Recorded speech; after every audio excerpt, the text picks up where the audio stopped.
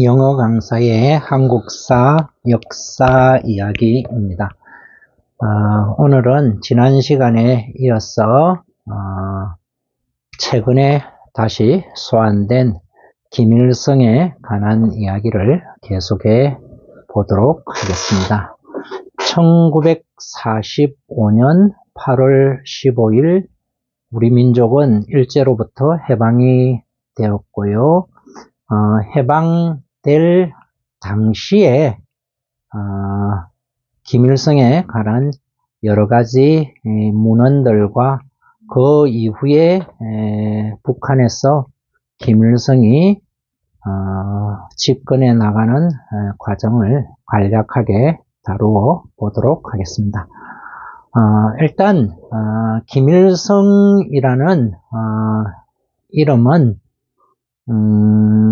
당시 우리 민족의 전설적으로 전해오는 김일성이라는 인물이 있었고요.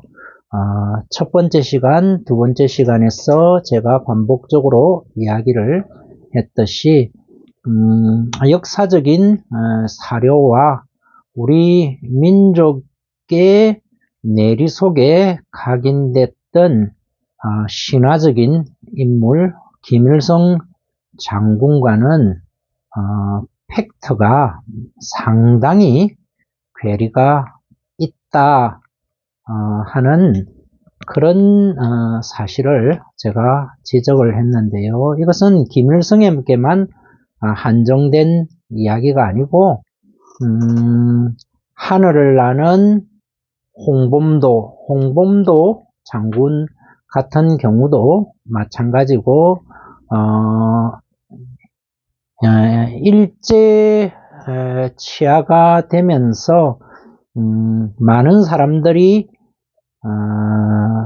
의병은 소멸되고 의병이 독립군으로 전환됐다 이렇게 알고 있지만 해방 이후에 또 활약을 했던 상당한 기간 동안 활약을 했던 최후의 의병장 최응은이라는 의병장이 있는데요.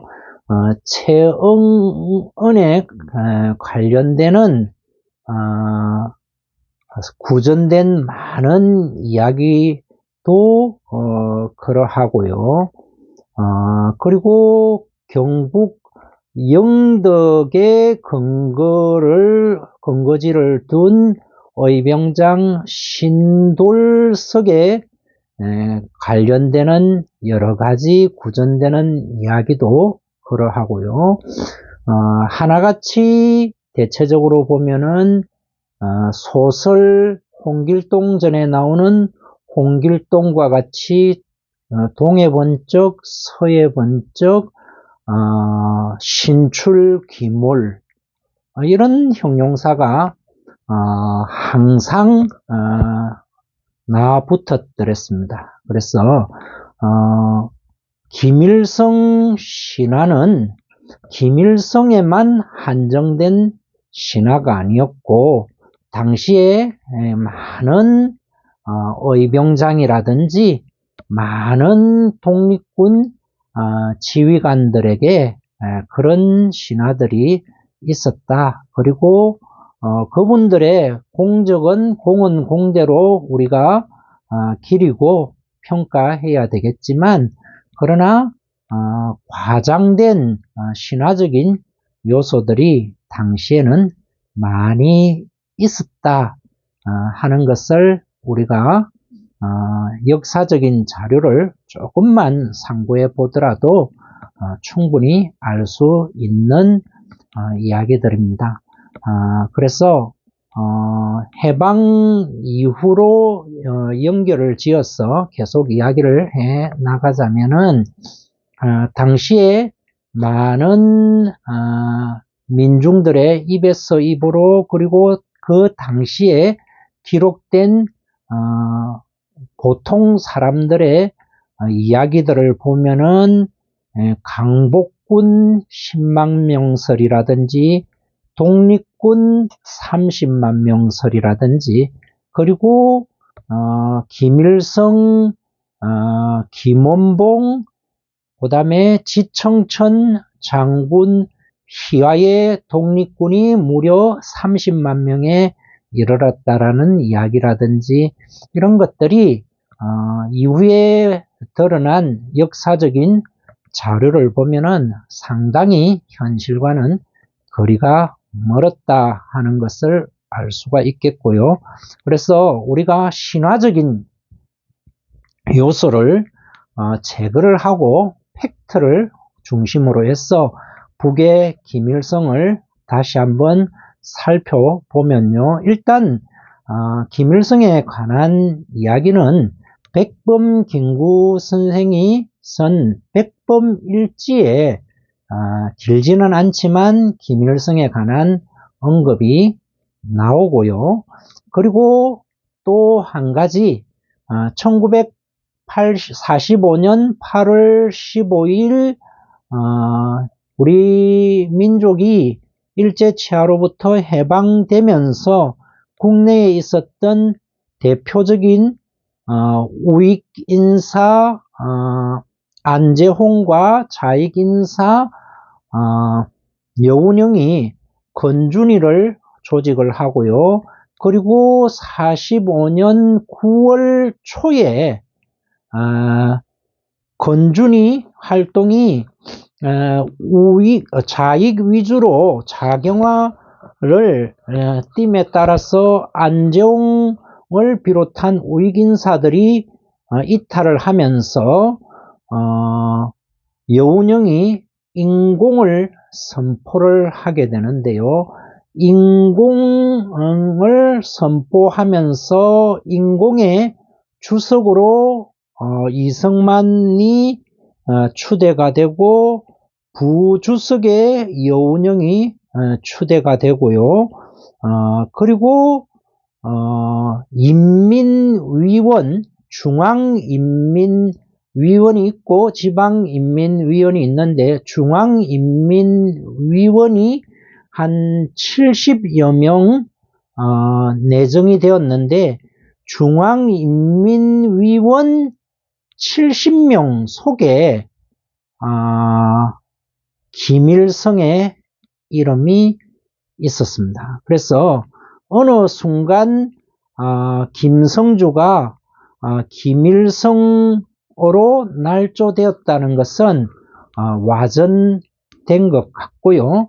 분명히 김일성은 당시에 역사적인 전설적인 김일성 장군 말고 해방 이후에 김일성이라는 인물에 대해서 있었기 때문에 백범김구 선생의 백범일지에도 등장을 하고 그리고 국내에 있었던 대표적인 좌익 인사인 여운형이 인공을 선포하면서 중앙인민위원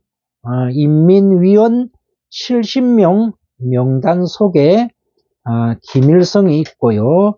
그리고 내각의 부장, 차장, 부장 명단, 부장이 지금으로 치면 장관급이겠죠. 부장 명단에 김원봉, 그 다음에 부부장 명단에 보면은 북한 정권 초기에 김일성의 정적의 대표적인 한 사람인 무정, 김무정인데요. 본명이 무정 이런 사람의 면면들이 분명히 인공을 선포할 당시에 그 이름이 명시되어 있습니다. 그리고 1945년 전후에 우리의 작가들이 썼던 픽션, 남픽션 속에 도처에 김일성이라는 이름이 분명히 열거가 되고 있습니다. 자, 그러면은 현실적으로 1945년 8월 15일 해방은 되었지만 1945년 8월 9일에 소련이 일본과의 중립조약을 폐기를 하고 대일선전 포고를 하면서 일본 본토와는 멀리 떨어진 곳에서 태평양 전쟁을 치르던 미군과는 달리 두만강을 경계로 해서 소련은 한반도를 점령했던 일본군과 대치하고 있던 그런 상황이었기 때문에 1945년 8월 9일에 대일 선전포고를 하면서 빠르게 북한의 북쪽에 이미 소련군이 진주를 하기 시작했고요. 8월 15일 이전에. 그리고 미군이 한반도 남쪽으로 상륙하기 이전에 이미 38선 이남 일부 지역까지 소련군에 의한 한반도 점령이 이미 상당히 완료되어 있는 그런 상황 속에서 다시 말하면 소련군이 북한에 대한 통치권을 거의 장악하고 있는 그런 상황에서 중국과 소련에 기반을 두고 있던 좌파 계열의 항일 운동가들이 속속 북쪽으로 들어왔는데요. 일단 압록강을 경계로 해서 가장 근거리에 위치하고 있던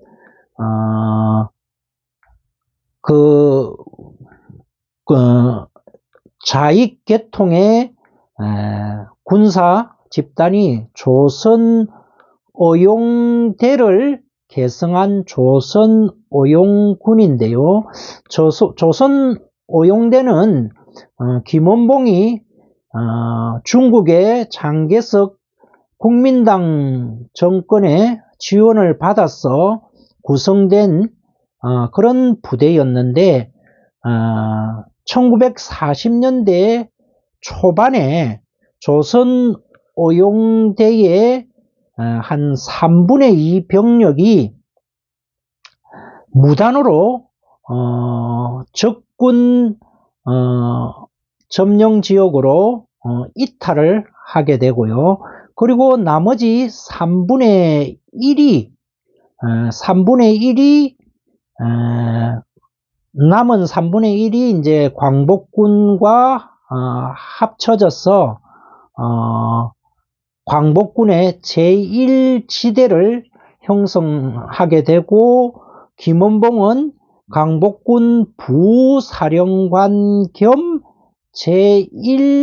제1지대장이 됩니다. 그리고 제2지대장이 청산리 전투에서 참가를 활약을 했던 이범석 장군이 제2지대장을 맡게 되고요. 그리고 무단으로 적군 점령지로 넘어갔던 적군 관할로 넘어갔던 조선 어용대가 확대 개편된 부대가 조선 어용군인데요. 조선 어용군을 실질적으로 이끌었던 인물이 바로 무정이라는 인물이고요. 이 무정이라는 인물은 모택동의 대장정에도 참전을 했고 모택동으로부터도 상당히 신임을 받았던 그런 인물로 알려졌습니다. 조선 어용대가 광복군의 일부가 편입될 당시에 병력수는 광복군에 편입된 병력수는 어떤 사료에는 한 40여 명이 채 안 된다라고 기록된 사료도 있고요. 어떤 사료에는 많게 보는 사료가 한 80여 명 이렇게 된다고 하니까 조선 오용대에서 적군 관할로 넘어갔던 병력은 그 2배, 그러니까 80여 명 내지 많게 보면 한 150여 명, 그 정도 되었는데요. 그 수가 이제 계속 확대가 되면서 늘어나면서 이제 해방 직전에는 한 1000명 가까운 인원이 되었다. 이렇게 이제 지금 기록에 의해서 밝혀지고 있고요. 자, 그리고 1000명 가까운 무정이 이끄는 조선 오용대는 해방 이후에 압록강을 건너서 북한으로 진입을 하려고 했는데 무정의 조선 오용군의 진입을 소련군이 막고요. 그리고 이후에 1945년 9월 중순에 김일성은 소련군 예하 한인으로 구성된 부대가 88여단이라는 부대가 있었는데 88여단 부대원 한 80여 명과 함께 푸가초포호, 소련배겠죠. 소련배 푸가초포를 타고 북한으로 건너온 것으로 그렇게 알려지고 있습니다. 우리 좌파 역사학자들에게 굉장히 영향을 많이 끼친 브루스 커밍스의 한국 현대사에서도 해방 정국에서 김일성의 북한 집권에 가장 위협적인 인물로 꼽힌 사람이 바로 조선 오용군을 이끌었던 무정 장군을 꼽았고요. 브루스 커밍스도 계급상으로나 군 세력이나 이런 걸로 볼 때 무정이 김일성의 집권에 확실히 위협적인 인물이다 라는 사실은 브루스 커밍스도 인정을 했는데 다만 브루스 커밍스는 그럼에도 불구하고 김일성이 북한의 최고 통치자가 된 것은 소련의 지원보다는 김일성이 비록 무정보다는 군사력에 있어서는 딸리지만 그러나 정치적인 역량은 김일성이 무정보다 뛰어난 인물이었기 때문에 북한의 지도자가 된 것이지 소련의 도움에 의해 가지고 지도자가 된 것은 아니다. 이렇게 김일성을 옹호하는 그런 기술을 그의 한국 현대사에서 기술을 하고 있고요. 그리고 해방 정국에서 북한 인민들에게 가장 신임을 받고 폭넓은 지지를 받았던 인물은 조만식 선생인데요. 조선 시대에 일제치하에서 조선 물산 운동을 주도했던 인물이죠. 조선의 간디라고 불렸던 인물이고요. 해방 이후에 대한민국 정부에 의해서 대한민국장을 수여받은 최고 독립운동가로 대한민국 정부에 의해서도 공인된 인물이었는데요. 자, 그런데 조만식 선생은 초기에 북한에서 상당히 중심적인 역할을 했지만 1946년이 되면서 남한에서도 역시 찬탁 반탁을 두고 좌파와 우파 사이에 많은 갈등이 있었는데 북한에서는 조만식 선생이 반탁을 표명하면서 소련군에 의해서 연금당하는 그런 일을 겪었고요. 그리고 이후에 총살을 당하게 되죠. 그러면서 북한에서 민족주의 계열에서는 조만식이 반탁을 표명하면서 제거가 되고요. 그리고 북한 정권에 군사적으로 큰 위협이 됐던 무정은 소련에 의해서 유학이라는 명분으로 국외로 축출당하고요.